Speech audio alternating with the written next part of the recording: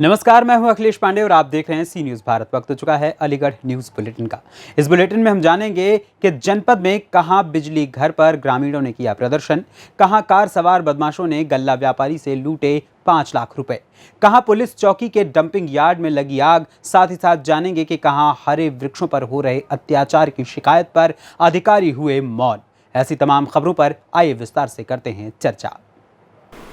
अलीगढ़ जनपद के थाना अकराबाद क्षेत्र के गांव मानव के रहने वाले नाबालिग बच्चे के साथ उसी गांव के रहने वाले व्यक्तियों ने मारपीट की। इतना ही नहीं, काफी ज्यादा बच्चे की पिटाई कर दी गई, जिससे बच्चे की हालत गंभीर है।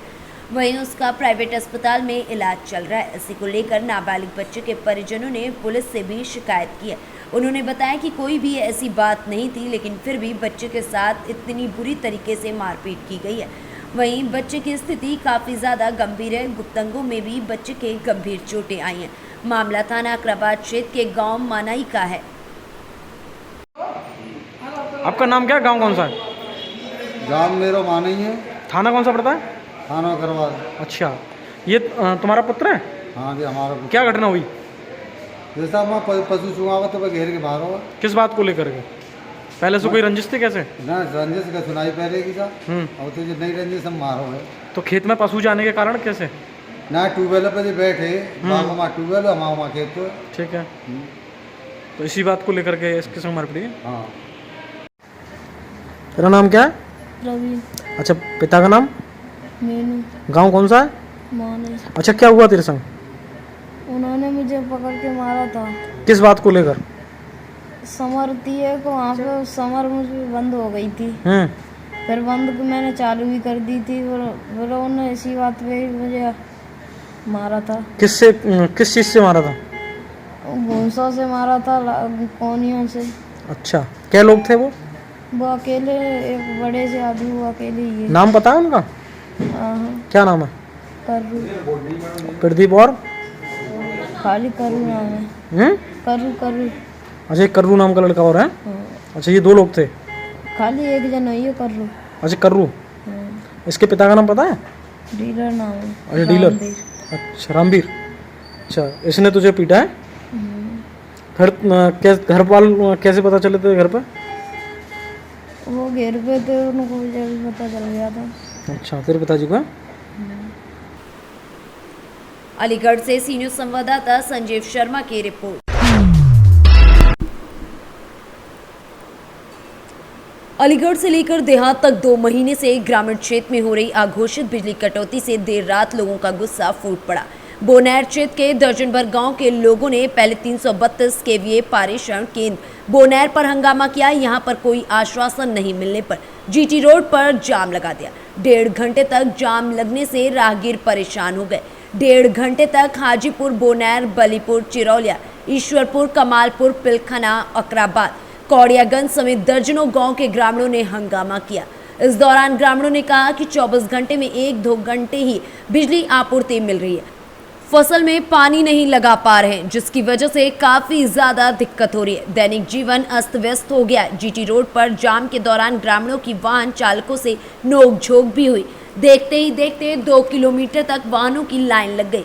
सूचना पर पहुंची पीआरवी ने लोगों को समझा और बिजली आपूर्ति का समय बढ़वाने का आश्वासन दिया। तब जाकर मामला शांत हुआ और ग्रामीण अपने घरों की तरफ लौटे और जाम खुला।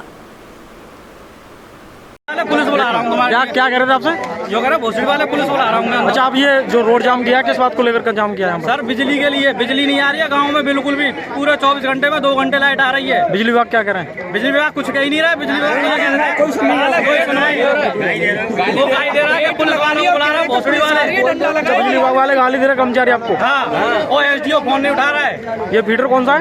हीटर कौन है? फूटा रहा था।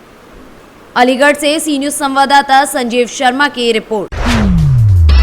अलीगढ़ के थाना क्षेत्र के छर्रा बिजौली मार्ग स्थित छैया पुल के समीप कार सवार बदमाशों ने गल्ला व्यापारी की बाइक में टक्कर मारी, जिससे गल्ला व्यापारी और उनका भतीजा सड़क पर गिरकर घायल हो गया। इसके बाद व्यापारी के पास मौजूद 5 लाख रुपए से भरा बैग लूट कर बदमाश भाग निकले। सूचना पर सीओ कोतवाली निरीक्षक समेत पाली मुकीमपुर पुलिस मौके पर पहुंच गई। पुलिस ने घायलों को बिजौली सामुदायिक स्वास्थ्य केंद्र भेजने के साथ ही बदमाशों को पीछा किया, लेकिन वो हाथ नहीं आए। प्राप्त जानकारी के अनुसार गांव बिजौली निवासी मनोज सिंगल पुत्र प्रभाकर सिंघल की कृषि उत्पादन मंडी समिति में दुकान है। रोज की तरह शाम करीब 6 बजे दुकान बंद करने के बाद मनोज सिंघल अपने भतीजे सचिन पुत्र सुभाष गुप्ता के साथ बाइक से अपने गांव लौट रहा था। उनके पास मौजूद बैग में 5 लाख रुपए थे। छोइया पुल के समीप पीछे से आई कार ने एक साइड से उनकी बाइक में टक्कर मार दी। इससे व्यापारी और उनका भतीजा सड़क पर गिर गया। इसके बाद तेजी से कार से उतरे बदमाशों ने रुपयों से भरा बैग छीनकर भाग निकलने का कार्य किया। लूट की सूचना पर सीओ विशाल चौधरी, कोतवाली निरीक्षक हरि विलास समेत पाली मुकीमपुर पुलिस मौके पर पहुंच गए। पुलिस ने बदमाशों का पीछा किया, लेकिन पुलिस के हाथ बदमाश नहीं आए।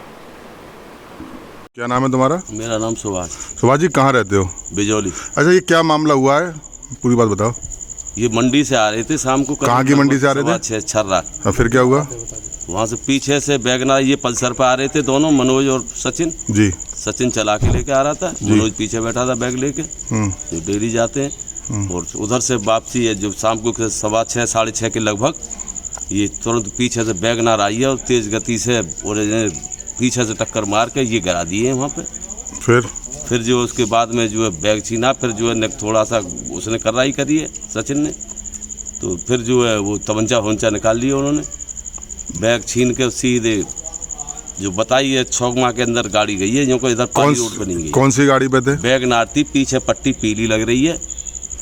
ये जो सचिन है आपके बेटे हैं? जी बेटा। तो ये कहाँ से मंडी में आड़त करते हैं? ये मंडी में आड़त करते हैं। डेली आना जाना रहता है? डेली का। क्या लग रहा है किस तरीके का मामला हुआ? कोई ये तो लूट हुई है, जो सीसी कैमरा में देख के उसे बताएगा। अब तो ये तबीयत सही नहीं है, उसकी हालत ख़राब है, तो वो अलीगढ़ रेफ़र कर दिए हैं बिजौली हॉस्पिटल से। कौन कौन रेफ़र किया गया अलीगढ़? ये मनोज सिंघल और सचिन गुप्ता, दोनों बिजौली के रहने वाले हैं? दोनों बिजौली के ही है। तो वो एक आध आदमी थे वैगनार में, कई और लोग भी बताए? 5 आदमी बताए हैं, 4-5 आदमी बताए हैं वैगनार में। आपका क्या नाम है? मेरा नाम सुभाष। कहाँ रहते हैं? बिजौली। अलीगढ़ से सी न्यूज़ संवाददाता संजीव शर्मा की रिपोर्ट। अलीगढ़ थाना दिल्ली गेट क्षेत्र के गुड़िया बाग पुलिस चौकी के डंपिंग यार्ड में लगी आग की चपेट में आकर मुकदमे से संबंधित सैकड़ों वाहन जले। मौके पर पहुंची फायर ब्रिगेड की गाड़ी। दमकल कर्मियों ने कड़ी मशक्कत कर 1 घंटे में आग पर काबू पाया। आग लगने के कारणों की जांच करने के साथ नुकसान का आकलन भी किया जा रहा है। दिल्ली गेट थाना क्षेत्र के गुड़िया बाग पुलिस चौकी के डंपिंग यार्ड में शुक्रवार दोपहर 2 बजे अचानक आग लग गई थी।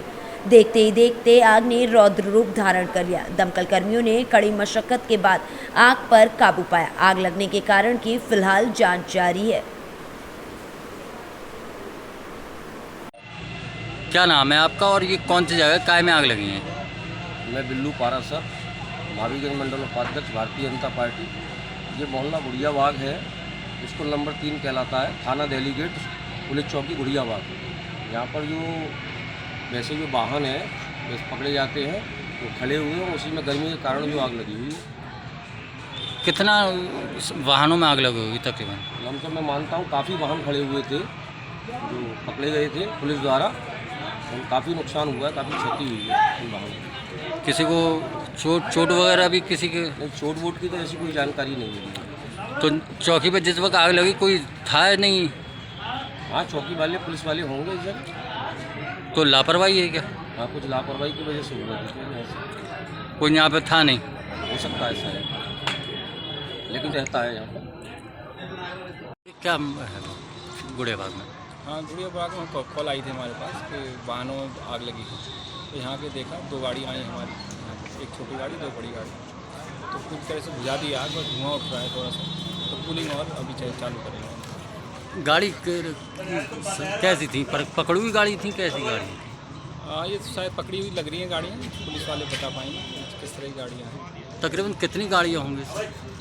ये देखने से तो लग रहा है कि 100-150 गाड़ियाँ हैं, पर आग पूरा एक तरह से डंपिंग यार्ड है, गाड़ियाँ डंपिंग यार्ड में आग लगी है। क्या चौकी है जिसके अंदर आग? चौकी है, जैसा बताया कि चौकी की गाड़ियाँ हैं जो पकड़ी जाती हैं, वही गाड़ी। अलीगढ़ से सी न्यूज़ संवाददाता संजीव शर्मा की रिपोर्ट। अलीगढ़ में जुमा अलविदा की नमाज सकुशल संपन्न होने पर पिछले सालों से बेहतर कानून व्यवस्था होने पर सभी ने शासन और प्रशासन की तारीफ करते हुए कहा कि जुमा अलविदा नमाज कराने के लिए काफी दिनों से प्रशासन और पुलिस रात और दिन में लगा हुआ था। शांतिपूर्वक जुमा की अलविदा की नमाज हो, इसलिए सभी जगह साफ सफाई और पुलिस फोर्स की हर जगह तैनाती की गई थी। इसी को लेकर शासन और प्रशासन कटिबद्ध रहा। जुमा अलविदा की नमाज शांतिपूर्वक संपन्न हुई तो वरिष्ठ पुलिस अधीक्षक कलानिधि नैथानी ने सभी को शुभकामनाएं देते हुए कहा कि जनपद में सभी जगह जुमा अलविदा नमाज शांतिपूर्वक अदा की गई है और सभी ने पुलिस प्रशासन की भी प्रशंसा की। और मैं यही कहना चाहूँगा, जब से करोना काल लगा है, आज पहली बार हमने एक साथ नमाज पढ़ने की तौफीक अता फरमाई है। और हम यही चाहते हैं कि मुख्यमंत्री साहब से हमारी यही गुजारिश है, जैसे आज नमाज हुई है इसी तरह हमारी नमाज होती रहे और हम उनके साथ हैं। सुरक्षा बेहतरीन, और मैं दुआ करता हूँ और वो करता हूँ अपनी प्रार्थना कि हमारे थाना अध्यक्ष हैं, सीओ साहब हैं और एसएसपी साहब हैं और एसपी सिटी साहब हैं, इन सबका शुक्रगुजार हैं हम लोग। अब लाउड स्पीकर नहीं रहा तो कोई दिक्कत नहीं है इसकी। हमें सबसे बड़ी दिक्कत ये है कि हमारा भाईचारा खत्म हो रहा है, भाईचारा है। बहुत बढ़िया। नहीं, इससे भी हमें कोई इशू नहीं है। अगर हमारे किसी भाई को तकलीफ होती है, वो नमाज हमारे किसी काम की नहीं है। हमारी नमाज वो काम की है जो हमारे भाइयों को सुकून और राहत रहे। इधर ही दिक्कत हम नहीं चाहते, हम अपनी यहाँ से किसी को तकलीफ देना नहीं चाहते। अगर लाउड स्पीकर की कोई दिक्कत है तो हम सबसे पहले हम उतारेंगे अपने यहाँ से। नहीं, कोई दिक्कत नहीं है, नहीं हुई नमाज हमारी। हमारे जो लाडो स्पीकर लगते थे पहले चौराहे चंदन सही चौराहे से लेके और अब तो कहीं चौराहे तक लगते थे, नहीं लगाई हमने। तो हम नहीं चाहते कि हमारे भाइयों को हमसे तकलीफ हो। यही हमारा इस्लाम, यही हमारा दीन कहता है जी। इंशाल्लाह जैसा योगी जी कहेंगे इंशाल्लाह हमारा वही फैसला होगा।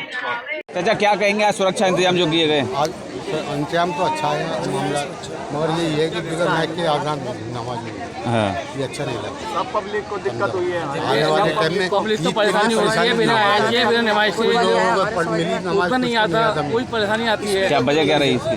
वजह यही है कि सरकार के जो आदेश है वो तो निभाने बिना माइक के नमाज परेशानी हुई, परेशानी आती है। तो नमाज हुई, इतिहास में कभी मरता हूँ। कैसा सुरक्षा इंतजाम थे यहाँ? बहुत बढ़िया इंतजाम थे। क्या दुआ मांगी गई आपकी तरफ? ये शहर में अमन अमान रहे और अपने मुल्क में अमन अमान रहे। क्या नाम है आपका? शाहनवाज खान। वाह भाई, बहुत जनपद अलीगढ़ में आज जुमा अलविदा की जो नमाजें थीं वो सकुशल संपन्न हुई हैं। और इसमें यह भी बता दें कि जो शहर मुफ्ती हैं उनके द्वारा ऐलान किया गया था कि जितने भी लोग हैं अपने क्षेत्र की मस्जिदों में नमाज पढ़ें, ताकि जो मुख्य मस्जिद है जहाँ परंपरागत तौर पर बहुत भीड़ आती थी तो वो वहाँ पर और आसपास की सड़कें या और जो छोटी मोटी गलियाँ हैं वहाँ पर भी जो समस्याएँ आती थीं, तो इस बार सबने उनकी अपील के बाद जो है सबने अपने अपने क्षेत्रों में जो नमाज़ें पढ़ी जाती हैं उसको बढ़ावा दिया। और वहीं जो मुख्य मस्जिद है उसमें यही कारण रहा कि वहाँ पर जो भीड़ थी वो बाहर कम टर्न अप हुई और उसके आसपास यहाँ पर कोई हाईवे नहीं है, आसपास छोटे मोटे रास्ते हैं और वो लगभग क्लियर रहे। अलीगढ़ से सी न्यूज़ संवाददाता संजीव शर्मा की रिपोर्ट। अलीगढ़ के थाना सिविल लाइन क्षेत्र के एमयू क्षेत्र की ठंडी सड़क पर लगभग सैकड़ों पेड़ों पर नगर निगम द्वारा नुकीली कीलों से पूरे वृक्ष को लाइटों से जड़ दिया गया। इसी को देखकर पर्यावरण सचिव रंजन राणा जिलाधिकारी कार्यालय पर शिकायती पत्र देकर हरे वृक्षों पर हो रहे अत्याचार का विरोध करने पहुंचे, जहां सुनवाई न होने पर उन्होंने शिकायत जन सुनवाई पोर्टल पर की। इसके बावजूद वन विभाग के आला अधिकारियों ने उक्त मामले को नगर निगम पार्क सूचना देकर हरे वृक्षों पर नुकीली कीलों से जड़ी चाइनीज लाइटों को हटाने का निर्देश दिया। यहाँ नगर निगम के अधिकारियों की मनमर्जी के चलते आज तक इन वृक्षों से न तो नुकीली कीलों को हटाया गया और न ही वृक्षों को लाइटों से मुक्त किया गया। शिकायतकर्ताओं ने बताया कि हरे वृक्षों पर नुकीली कील लगाना एक अपराध है। वहीं वृक्षों से लाइटों के कारण ऑक्सीजन की क्षमता कम हो रही है, जिससे शहर के लोगों को ऑक्सीजन पूर्ण रूप से प्राप्त नहीं हो रहा है। नाम रंजन राणा है और मैं पर्यावरण एवं पर्यटन विकास समिति का प्रबंधक सचिव हूँ। क्या मामला है, किस चीज़ को लेकर शिकायत लेकर आए थे? देखिए, स्मार्ट सिटी के नाम पर 5 से 7 साल होने जा रहा है और जो हमारे नगर निगम के अधिकारी हैं पूरा शहर खोद के डाल रखा है, लेकिन जनता को दिखाने के लिए कि हम कुछ अलग काम कर रहे हैं, इन्होंने एक गलती कर दी। गलती ये कर दी कि अलीगढ़ में डीएम ऑफिस से और एएमयू सर्किल तक आधा किलोमीटर लगभग की दूरी में सैकड़ों पेड़ हैं और उसे ठंडी सड़क बोला जाता है। उस ठंडी सड़क पर दोनों ओर के पेड़ों पर इन्होंने कीले ठोक के लाइटिंग कर दी, जिससे शाम को वहाँ एक पिकनिक स्पॉट टाइप सा डेवलप हो। लेकिन मैं चूँकि पर्यावरण कार्यकर्ता हूँ और कोई भी पर्यावरण कार्यकर्ता वो बर्दाश्त नहीं कर सकता है जहाँ हमारी राष्ट्रीय वन नीति उसको गलत मानती हो। आप पेड़ में कीले ठोक कर लाइटिंग कर रहे हैं तो आप दोषी हो जाते हैं। इसकी शिकायत हमने वन विभाग से करी, वन विभाग ने इसको गलत ठहराया है और नगर निगम को साफ साफ पत्र लिखा है कि तत्काल इस लाइट को हटाया जाए, क्योंकि रात्रि में पेड़ों को प्रकाश संश्लेषण की क्रिया में अवरोध पैदा हो रहा है। इस संबंध में अधिकारियों का क्या कहना है? अधिकारी अभी मौन बैठे हुए हैं, उनको समाचार पत्रों के माध्यम से सूचना जा चुकी है, हमारे पत्रों के माध्यम से जा चुकी है, विभागीय पत्रों के माध्यम से जा चुकी है और लास्ट में डीएम साहब के माध्यम से भी हमने अपनी शिकायत दर्ज कराई है। अब गेंद प्रशासन के पाले में है कि वो कितनी जल्दी इन लाइटों को हटाता है और पर्यावरण प्रेमियों को एक खुशखबरी देता है। कितना टाइम हो गया लगा आपको? इस पूरे इसमें आपको क्या लाइट हटाएगा प्रशासन? अगर वो नहीं हटाएगा तो हम पे लोकतांत्रिक अधिकार है, हम धरना प्रदर्शन करेंगे, भूख हड़ताल करेंगे, लेकिन प्रशासन के इस गलत कदम को हम जायज़ नहीं होने देंगे और इनको हटवा कर ही दम लेंगे। चाहे हमारे लिए कोई भी कानूनी कार्रवाई ये मन में सोचे हो, हम तैयार हैं। मैं रेनू मित्तल शहर के विभिन्न संगठनों से जुड़ी हुई हूँ, जैसे भारत विकास परिषद, मानव कल्याण, व्यापार मंडल, कई संस्थाओं से मैं जुड़ी हुई हूँ। सुबह अक्सर साइकिल चलाते समय मैं देखती हूँ कलेक्ट्रेट के सामने जो ठंडी सड़क है उस पर सजावट के नाम पर इतनी मोटी मोटी कीलें ठोक दी गई हैं। कहा जा रहा है कि इस पर रोशनी करी जाएगी। पेड़ों को काटकर रोशनी करना या उन पर इतनी मोटी मोटी कीलें ठोक देना कोई अच्छी बात है? सरकार हमें इतना सहयोग कर रही है कि हम पेड़ पौधे लगाएं, पर्यावरण की रक्षा करें। मुझे नहीं लगता कि इस तरह से कीलें ठोक कर उन पर सजावट की जाए। ये एक बड़ा निंदनीय कार्य है और सरकार को और प्रशासन को इस तरफ देखना चाहिए। डॉक्टर लक्ष्मी गौतम, मैं अलीगढ़ मुस्लिम यूनिवर्सिटी में पढ़ाती हूँ। जब मैं यूनिवर्सिटी जाती हूँ तो मैं डेली देखती हूँ कि जो ठंडी सड़क है वहाँ पर इस तरीके से लाइट लगाई गई हैं और वो कील को ठोक कर के लगाई गई हैं लाइट। तो मेरे ख्याल से वो बिल्कुल गलत है, वो बिल्कुल नहीं होना चाहिए, क्योंकि जिस तरीके से एक पेड़ है वो भी सांस लेता है, वो उससे हमको ऑक्सीजन मिलती है जिससे कि हम जीवित हैं। अभी कोरोना पीरियड में आपने देखा कि ऑक्सीजन की कितनी कमी हो गई थी। किसकी वजह से हुआ था? सिर्फ कि पेड़ों की वजह से। पेड़ों को हम लोग काट देते हैं और इस तरीके से पेड़ों को हम नुकसान पहुंचाते हैं। हम इस तरह पेड़ों में इस तरीके से कील ठोकेंगे डेली तो ऑब्वियसली पेड़ मर जाएगा। तो जब जहाँ पेड़ मरेगा वहाँ हमारी बर्ड्स भी मर रही हैं। आप इस तरीके देख रहे होंगे, बहुत सारी चिड़ियाँ हैं वो ख़त्म हो रही हैं, बहुत सारे पक्षी हैं वो ख़त्म होते जा रहे हैं। तो एक दिन हमारा भी वही हाल होगा। तो इसलिए मैं आप लोगों से रिक्वेस्ट करना चाहूँगी, ये मैं शरद बंसल जिला उपाध्यक्ष हूँ डोमिनिकेटिव और ह्यूमन राइट्स की तरफ से, और मैं ये कहना चाहूँगा ये ठंडी सड़क पर जो पेड़ों में जो कील ठोक ठोक के जो लाइटें लगाई गई हैं, क्योंकि एक मानवता को बहुत कलंकित किया गया है। ये नगर निगम वाले जो अधिकारी हैं ये उस पेड़ों को उन्होंने निर्जीव वो है पेड़ उनको कील ठोक कर जो उनके संग ज्यादती की जा रही है वो बहुत गलत है। क्या ये अपने ऊपर कील ठोक सकते हैं? अगर ये अपने ऊपर भी कील ठोक के और इस तरह से खड़े हो सकते हैं तो पेड़ों पर भी करें। जहाँ तक हमने देखा है कि जब हम किसी को तकलीफ देते हैं तो उसमें 307 का मुकदमा लगता है। तो क्या इन लोगों को 307 का अटेम्प्ट? अलीगढ़ से सी न्यूज़ संवाददाता संजीव शर्मा की रिपोर्ट। फिलहाल के लिए इस अलीगढ़ न्यूज़ बुलेटिन में इतना ही। देश दुनिया की तमाम खबरों के लिए देखते रहें सी न्यूज़ भारत। हर खबर आपके साथ, आपके हाथ।